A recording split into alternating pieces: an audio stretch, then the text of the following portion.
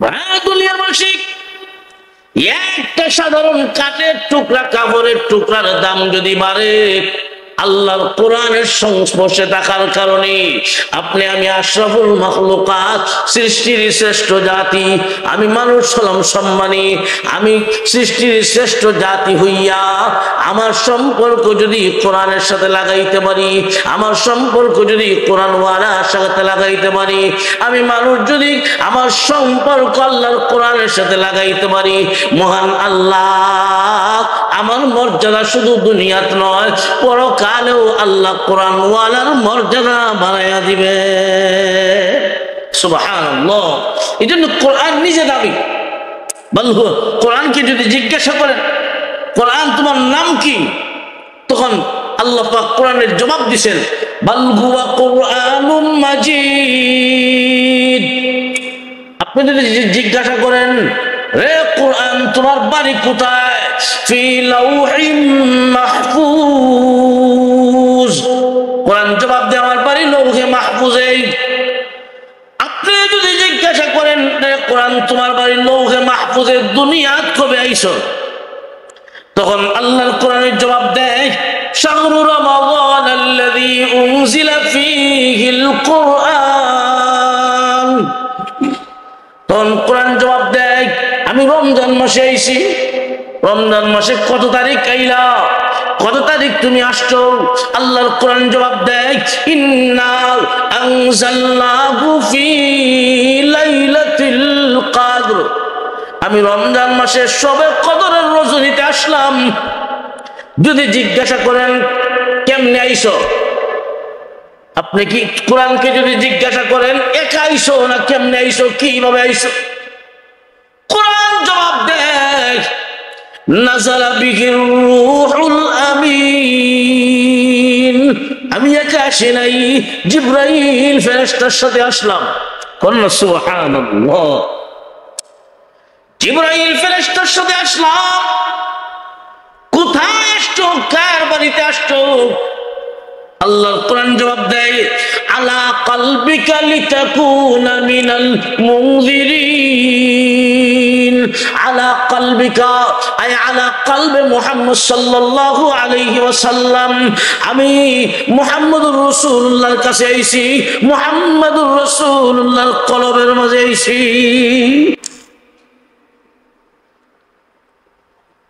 ভাইরা আমার বিশ্ববিখ্যাত মদখুর যা পরিচিতি ছিল বিশ্ববিখ্যাত মদখুর হিসাবে যিনি পরিচিত ছিলেন শেষ পর্যন্ত বিশ্ববিখ্যাত ওলি হয়ে গেছেন বিশ্ব হাফিজ রহমাতুল্লাহি আলাইহি। এত বড় আল্লাহওয়ালা এত বড় বুজুর্গ কেমনে বুজুর্গ হইলেন কেমনে ওলি হইলেন বিশ্ব হাফিজ রহমাতুল্লাহি আলাইহি ছিলেন একজন মদখোর যার অভ্যাস ছিল প্রতিদিন মদ পান করা। এই মদখোর ব্যক্তি কিভাবে আল্লাহর ওলি হয়ে গেল দুনিয়ার মুসলমান ইমানদার আল্লাহর ওলি বিশ্ব হাফিজ রহমাতুল্লাহি আলাইহি একদিন মদ পান করে রাস্তা দিয়া যায় আর তাকায়া দেখে রাস্তায় একটি কাগজের টুকরা ফালানো। বিশ্ব হাফিজ রহমাতুল্লাহি আলাইহি ওই কাগজের টুকরাটি হাতে নিয়ে দেখেন ওই কাগজের টুকরায় লেখা আছে বিসমিল্লাহির রহমানির রহিম। বিশ্ব হাফিজ রহমাতুল্লাহি আলাইহি উনি দেখলেন এই কাগজের টুকরাতে আল্লাহর নাম লেখা আছে রহমান রহিম এটাও আল্লাহর সিফতি নাম। আর কোরআন শরীফের একটি স্বতন্ত্র আয়াত সূরাতুন নমলের স্বতন্ত্র একটি আয়াত হলো বিসমিল্লাহির রহমানির রহিম। উনি তো ছিলেন আরবি ভাষী আরবি জানেন মদ পান করলে কি হবে আরবি জানেন। আল্লাহর ওলি বিশ্ব হাফিজ রহমাতুল্লাহি আলাইহি মদ পান করে যাইতেছেন আর রাস্তায় কাগজের টুকরা দিয়ে হাতে নিছেন দেখেন লেখা আছে আল্লাহর নাম। মনে মনে ভাবতেছেন এটা তো আমার আল্লাহর নাম আর কোরআনের আয়াত। ওনার অন্তরে আল্লাহর মহব্বত, আল্লাহর নামের ইজ্জত, আল্লাহর নামের প্রেম ভালোবাসা জাগলো। বিশর হাফিজ রহমতুল্লাহি আলাইহি আল্লাহর নামের ইজ্জত দিতে গিয়া ওই কাগজের টুকরাটি রাস্তা থেকে উঠাইয়া পরিষ্কার করে একটি ভালো জায়গায় রেখে দিলেন, ভালো স্থানে রেখে দিলেন। কেন রাখলেন? এই কাগজের টুকরাতে আল্লাহর নাম লেখা আছে। মুসলমান ইমানদার, বিশর হাফিজ রহমতুল্লাহি আলাইহি যদিও মতকুর, কিন্তু ওনার এই কাজটি মহান আল্লাহর কাছে এত প্রিয় হয়ে গেছে, মহান আল্লাহ ওই কাজের উসিলায় বিশ্ববিখ্যাত এই মতকুর লোকটার নাম তার ওলির দফতরে উঠাইয়া নিছে। তদানীন্তন সময়ের সবচেয়ে বড় ওলি হাসান বসরি রহমতুল্লাহি আলাইহি, বহুত বড় বুজুর্গ, বহুত বড় আল্লাহ ওয়ালা। হাসান বসরি রহমতুল্লাহি আলাইহিকে আল্লাহ পাক রব্বুল আলামিন স্বপ্নের মাধ্যমে জানায়া দিয়েছেন, রে হাসান যাও বিশর হাফিকে সুসংবাদ দাও, বিশর হাফিকে সুসংবাদ দাও আমি আল্লাহ বিশর হাফির জিন্দেগির অপরাধ মাফ করে বিশর হাফির নাম আমার ওলির দফতরে উঠাইয়া নিছি। পরের দিন সকালবেলা আল্লাহর ওলি হাসান বসরি রহমতুল্লাহি আলাইহি ফজরের নামাজ পড়ে খুঁজতেছেন, তালাশ করতেছেন বিশর হাফি কোথায় আছে। লোকদেরকে জিজ্ঞাসা করলেন, রে ভাই বিশর হাফি কোথায় আছেন? লোকেরা মনে মনে ভাবতেছে, হুজুর বিশর হাফিকে কেন খুঁজতেছেন? বিশর হাফি চিহ্নিত একজন মতখুর, এই এলাকার সবাই চিনে। কিন্তু হাসান বসরি রহমতুল্লাহি আলাইহি এত বড় আল্লাহ ওয়ালা, এত বড় বুজুর্গ, এই মতখুর লোকটাকে কেন খুঁজতেছেন? আপনি আমার সমাজে দেখবেন কোন লোক যদি চিহ্নিত চোর হয় অথবা মদ পান করনেওয়ালা হয়, ওই লোকটাকে যদি এলাকার কোনো আলেম, কোনো ভালো মানুষ দেখা যায় খুঁজে তালাশ করে, অনেক মানুষ দেখবেন মনে মনে প্রশ্ন করে, হুজুর কেন ওনাকে খুঁজতেছেন, কারণ কি? লোকেরা মনে মনে এই প্রশ্ন করলো, একজন আরেকজনকে জিগায় হাসান বসরি রহমতুল্লাহি আলাইহি কেন খুঁজতেছেন? হাসান বসরি রহমতুল্লাহি আলাইহি মানুষদেরকে বলতেছেন, তোমরা আমাকে সংবাদ দাও বিশর হাফি কোথায় আছেন, আমি তাকে সুসংবাদ দেওয়ার জন্য যাও। লোকেরা জানায় দিল, আল্লাহর ওলি হাসান বসরি রহমতুল্লাহি আলাইহি বিশর হাফি মধ্যশালায় আছেন। তদানীন্তন সময়ে যারা মদ পান করত যথায় তথায় করতো না, নির্দিষ্ট একটা জায়গা ছিল।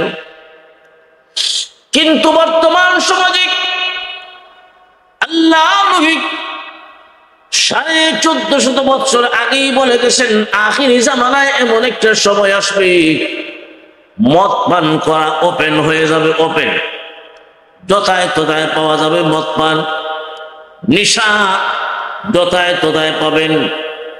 আমরা ছোট সময়ও দেখেছি মদ যারা পান করত, নির্দিষ্ট একটা জায়গা ছিল তাদের জন্য, নির্দিষ্ট জায়গা, নির্দিষ্ট একটা বাড়ি ছিল, যেই বাড়িতে গিয়ে তারা মদ পান করত। সমাজের মাঝে সবচেয়ে দামি বাড়ি না গৃহীত বাড়ি, সামার বাড়ি। সমাজের মানুষের কাছে চামার বাড়ি যাবে, চামার বাড়ি নামে চিহ্নিত। ওই চামার বাড়ির অধিকাংশ চামার বাড়িতে মদ পাওয়া যেত। অনেক মুসলমানও চামার বাড়িতে গিয়া মদ পান করত। কিন্তু বর্তমান সমাজে যথায় তথায় মদ পান করা হয়, যথায় তথায় মদ পান করা হয়। আবার অনেক সময় যদি জিজ্ঞাসা করেন তুমি কেন মদ পান করো, তখন আরো উল্টা আপনাকে দেখবেন ধমক দিয়া কয়ে আমার বাবার টাকা দিয়ে আমি খাই, তোমার কি হয়েছে? মুসলমান ইমানদার, আল্লাহর পয়গম্বর 1450 বছর আগেই বলে গেছেন, উম্মত রে আখিরি জামানায় এমন একটা সময় আসবে, এমন একটা সময় আসবে ওয়াশুরিবাতিল খুমুর, আল্লাহর নবী বলেন মদ পান এইগুলা ওপেন হয়ে যাবে, মানুষের কাছে লজ্জার কোনো কারণ মনে হবে না, বরং আরো বেটাগিরি মনে হবে। তুই হাসান বসরি রহমাতুল্লাহ আলাইহি ওনাকে লোকেরা সুসংবাদ দেয়, আল্লাহর ওলি আপনি যাকে খুঁজতেছেন উনি এখানে নাই, ওই যে মদ্যশালা আছে মদ্যশালায় আছেন। হাসান বসরি রহমাতুল্লাহ আলাইহি মদ্যশালায় গেলেন বিশর হাফিকে তালাশ করতে করতে। ওই মদ্যশালার সামনে গিয়ে ডাক দিছেন, বিশর হাফি কোথায়? বিশর হাফি এখানে আসনি। লোকেরা বিশর হাফিকে পিছন থেকে ডাক দিয়া সামনে যখন পাঠায় দেয়, আল্লাহর ওলি হাসান বসরি রহমাতুল্লাহ আলাইহি জিজ্ঞাসা করেন, রে বিশর হাফি তুমি কি এখনো মদ পান ছাড়ো নাই? তুমি কি এখনো মদ পান করতেছো নাকি? তুমি জানো না রে, গত রজনীতে মহান আল্লাহ তোমার জিন্দেগির অপরাধ মাফ করে মহান আল্লাহ তার ওলির দফতরে তোমার নামটা উঠায় আনিছে।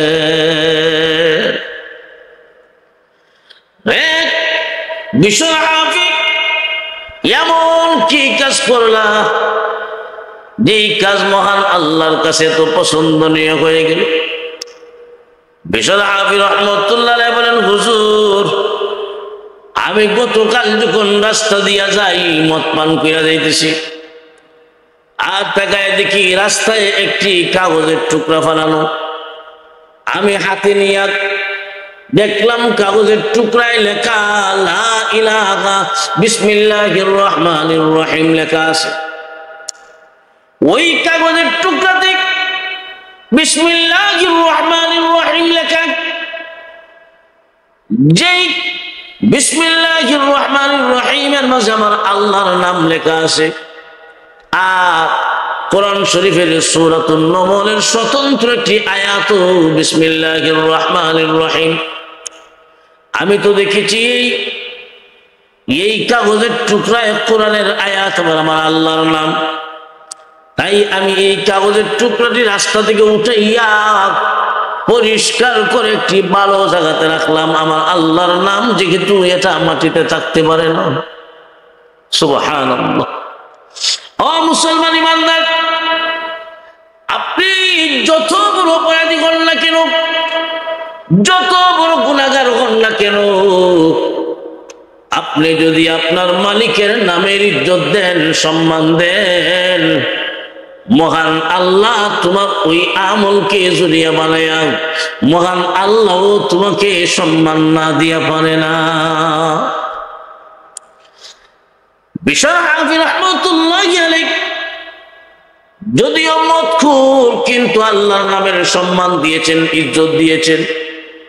তাই আল্লাহ পাক রব্বুল আলামিন ওই বিশর হাফির ওই আমলের উপর এত সন্তুষ্ট হয়েছেন।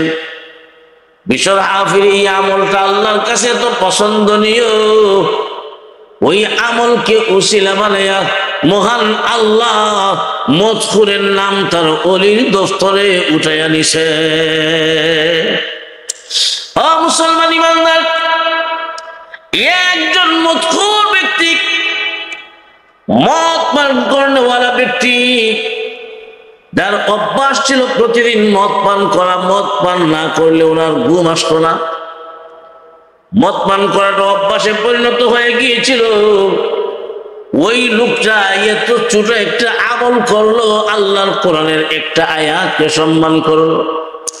একটা আয়াতকে সম্মান করার কারণে মহান আল্লাহ তার ইজ্জত সম্মান কেমন দিয়েছেন, কেমন দিয়েছেন। ওই লোকটা যদিও মদখুর, কিন্তু আল্লাহ পাকের নামের ইজ্জত দেওয়ার কারণে, আল্লাহর নামের সম্মান করার কারণে মহান আল্লাহ তাকে সম্মান না দিয়া পারে না।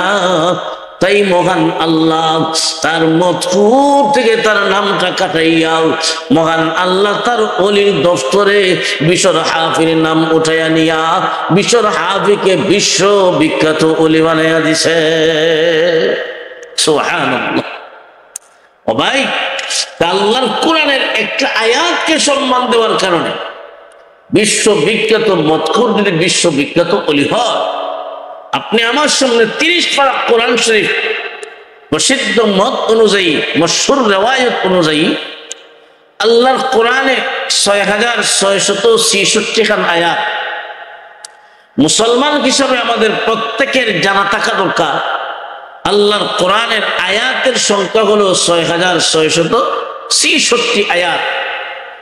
আজকে মুসলমান আপনি আমার কাছে আল্লাহর কোরআন আছে কথা ঠিক, কোরআন আছে কথা ঠিক, কিন্তু কোরআনের শিক্ষা নাই।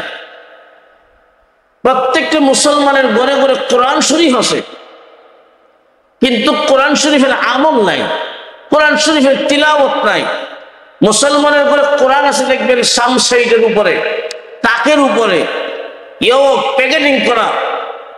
ওই রমজান মাসে যে কোরআন শরীফ একটা খতম করেছিল, এর ভিতরে আর কোরআন শরীফ তেলাওয়াত করার মতো সময় হয় নাই। ওই যে তাকের উপরে রাখছেন, সামসাইডের উপরে রাখছেন, আগামী রমজানের সময় দিছে, রমজান মাস কোরআন শরীফ অন করেছে দেখিল।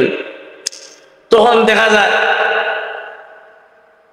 কারো সামসাইড এবং তাক এমন, সবাই তো আর ঘর বিল্ডিং নয়, অনেক আল্লাহর বান্দা বান্দির ঘর এমন যে মানুষও বসবাস করে, আবার এই ঘরের ভিতরে দেখবেন ইঁদুরও বসবাস করে, ঠিক না? ওই সমস্ত ঘরে দেখবেন 1 বছর পরে কোরআন শরীফ দেখা যায় ইঁদুর বাতারি কায়া সাইড খায়া শেষ করে দিছে। আজকে মুসলমানের ঘরে কোরআন শরীফ ইঁদুরে খায়, বাতারি খায়।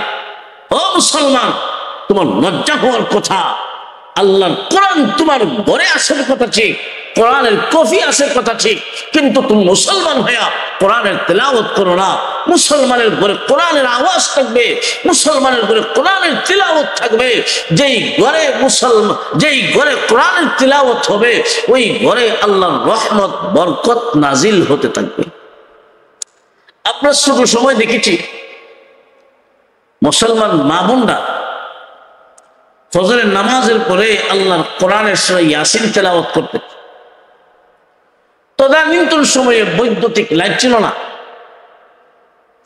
বিদ্যুৎ ছিল না। ওই সময় ফজরের নামাজের পরে মুসলমান মা বোনেরা দরজার সামনে আয়া একটা খাট বা চকি বসিয়া আল্লাহর কোরআন হাতে নিয়া এইভাবে তিলাওয়াত করতেন, ইয়াসিন ওয়াল কুরআনিল হাকীম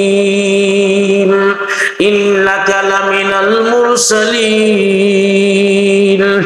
এইভাবে প্রতিটা মুসলমানের ঘরে ঘরে কোরআনের আওয়াজ শোনা যাইত। ও মুসলমান, যেই ঘরে কোরআনের আওয়াজ শোনা যাইত, ওই ঘরেই তো আল্লাহর রহমত বরকত নাজিল হইত। আজকে মুসলমানের ঘরে কোরআনের তিলাওয়াত নাই, এই জন্য রহমত বরকত নাজিল হয় না। লক্ষ লক্ষ টাকা কামাই করি কথা ঠিক, কিন্তু বরকত নাই। মাস শেষ হওয়ার আগেই দেখা যায় টাকা শেষ। অনেক মানুষ দেখবেন 1 লক্ষ টাকা বেতন হয়, মাসে 1 লক্ষ টাকা কামাই করে। 1 লক্ষ টাকা কামাই করার পরেও মাস শেষ হওয়ার আগেই দোকান বাকি শুরু হয়ে যায়, ঠিক না বেঠিক? কেন? বরকত নাই। ও মুসলমান ইমানদার, রহমত বরকত নজিব যদি পাইতে হয়, আল্লাহর কোরআনের তিলাওয়াত করে জারি করো, আল্লাহর কোরআনের তিলাওয়াত করো।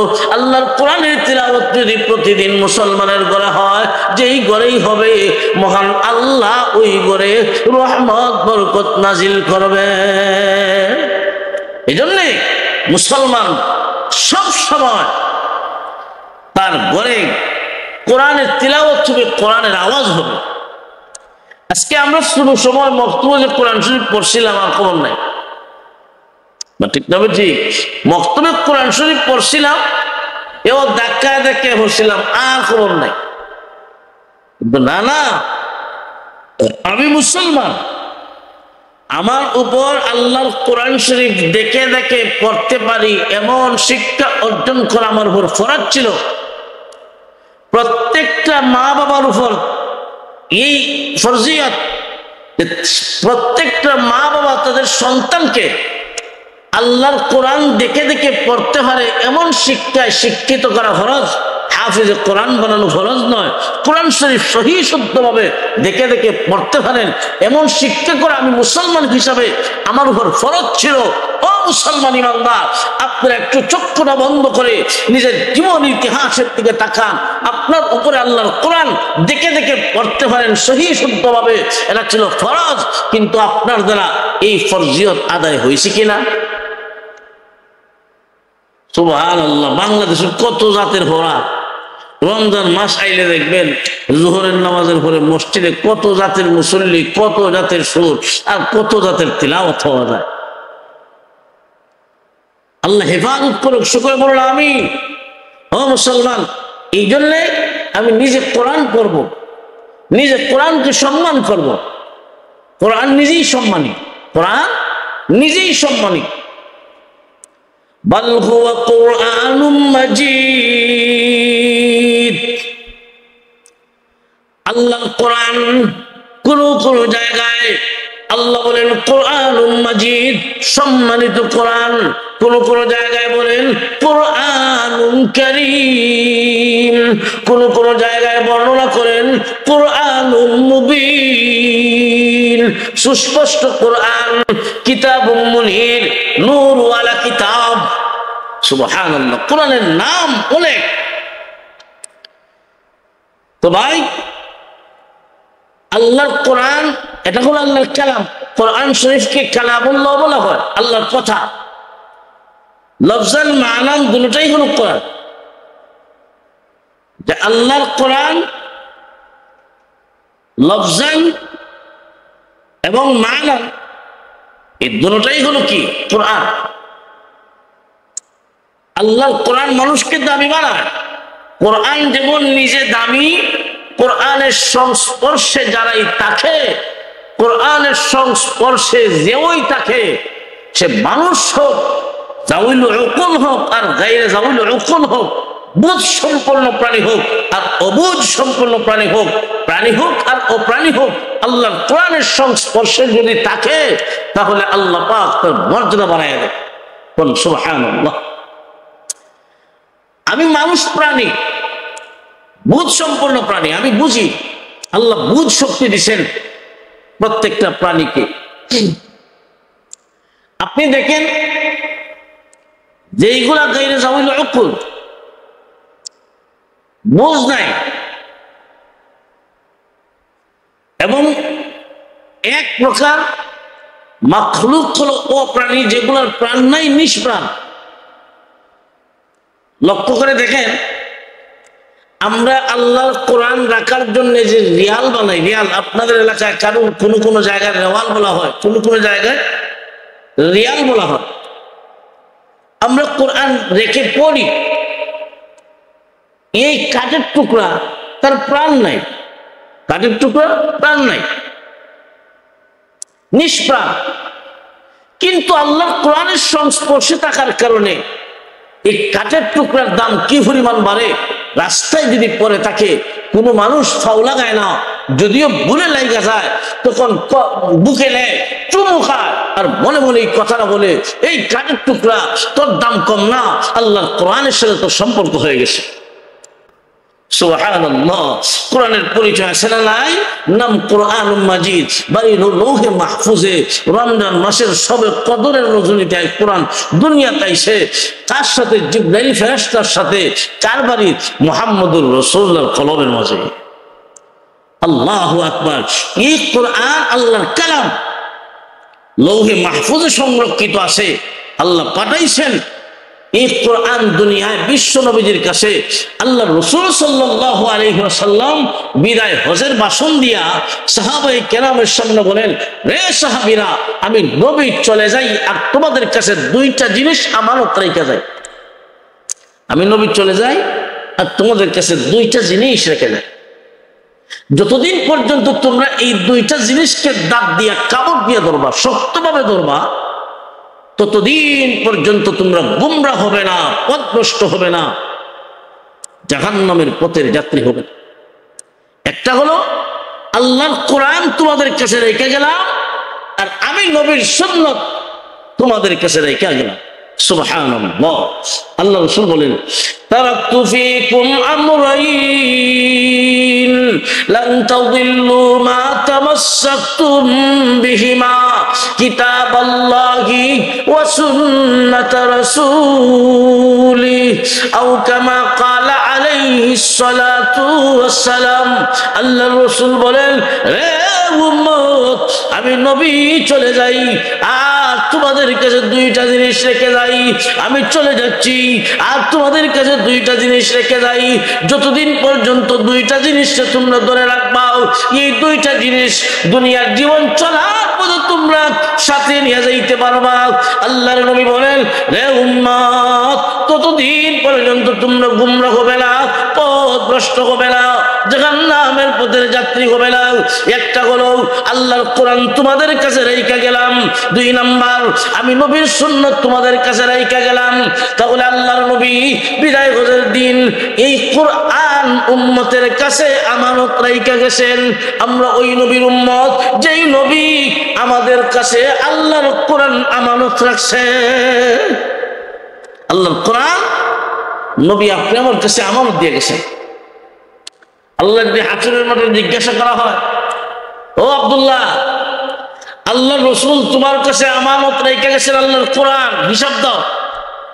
কে কতটুকু কোরআনের হক আদায় করছো, কে কতটুকু তিলাওয়াত করেছো, কে দৈনিক কয় পারা তিলাওয়াত করেছো, হিসাব দাও।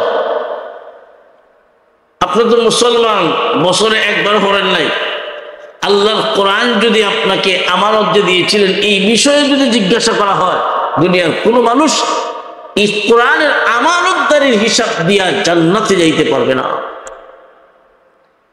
খুব ভালো করে মনে রাখবেন, খুব ভালো করে মনে রাখবেন, আল্লাহর কোরআন যেহেতু আমানত, কে কতটুকু আমানতদারি আদায় করেন আল্লাহর আদালতে হিসাব দিতে পারে।